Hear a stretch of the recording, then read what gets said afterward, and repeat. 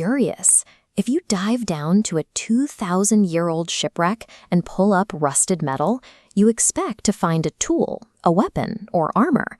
But in 1901, divers found something else, the remains of a highly advanced mechanical computer. The discovery began when a crew of Greek sponge divers took shelter from a violent storm near the tiny island of Antikythera. Once the weather cleared, they explored the seabed and stumbled onto the rotting timbers of a massive Roman cargo ship 45 meters below the surface. They hauled up a stunning collection of ancient wealth, marble and bronze sculptures, intricate glassware, and silver coins. Among these masterworks was a calcified green lump of rock, so unremarkable that it was initially set aside while the crew focused on the art. This ignored fragment eventually proved to be the most significant object of high technology recovered from the ancient world, holding a secret that shatters our accepted timeline of human engineering. The artifacts were moved to the National Archaeological Museum in Athens, where the green lump sat in storage for months. As the concretion dried and began to crack, it caught the attention of archaeologist Valerio Stais. Inside the corrosion, Stais spotted a shape that should not have existed. Embedded in the concretion was a clearly defined hand-cut bronze gear wheel.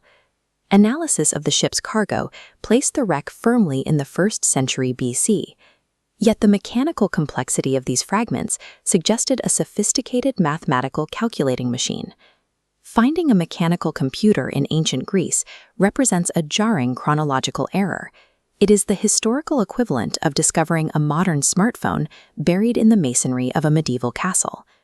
X-ray tomography reveals a breathtaking architecture, 37 interlocking bronze gears packed into a shoebox-sized case.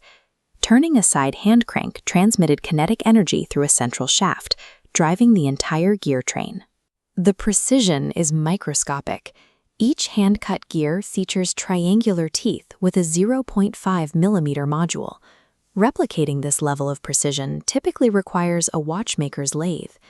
Every internal component suggests engineering tolerances that wouldn't become standard until the 19th century. This was a professional scientific instrument built 2 millennia early, matching the high mechanical ambition of modern horology. The mechanism functioned as a simulator for the heavens. Its front dials mapped the solar calendar and the zodiac, while tracking the age and phases of the moon. It also computed the Metonic cycle, a 19-year period that synchronizes lunar months with the solar year, ensuring the ancient Greek calendars remained accurate over decades. Its predictive power extended to the social and celestial, forecasting exact dates for solar and lunar eclipses, and tracking the 4-year cycle of the ancient Olympic Games. Most impressively, it utilized a mechanical pin and slot system to model the moon's variable orbital speed.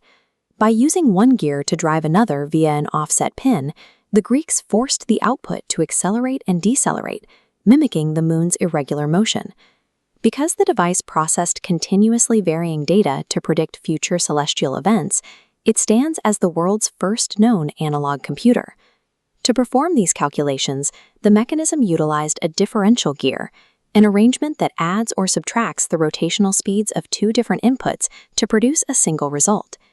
The Greeks used this logic to find the synodic month, calculating the moon's phase by mechanically subtracting the sun's position from the moon's position. This creates a staggering anomaly in the history of technology. Aside from the shipwreck, differential gears do not appear in any other historical record until 1575, and were not verified in clocks until 1720. When the Roman vessels sank off Antikythera, the localized institutional knowledge required to build these computers disappeared into the abyss. The loss of this specific branch of engineering left a 1400-year gap in the archaeological record, a period where the ability to build complex, geared calculating machines was entirely absent from the world. This level of mechanical complexity vanished for over a millennium. Following the shipwreck, the world would wait until the 14th century to see comparable gear trains appear in the astronomical clocks of European cathedrals. This history forces us to consider a haunting hypothetical. If the ship had survived, and this technology had successfully spread through Rome, how much earlier would we have reached the milestones of the modern age? The Greeks were on the verge of a mechanical and computational revolution that was aborted by the tides of history. Had it continued, the foundational tools of modern science might have been mastered 1,000 years earlier. Neil Armstrong often visited the Harrison clocks at Greenwich, knowing that accurate time is the bedrock of navigation. If the foundations of that geared technology had been secured 2,000 years ago, the entire timeline of human exploration would be unrecognizable. The Antikythera Mechanism is a warning that progress is never a guaranteed straight line. It is proof that civilization's greatest technological leaps can be lost in a single storm.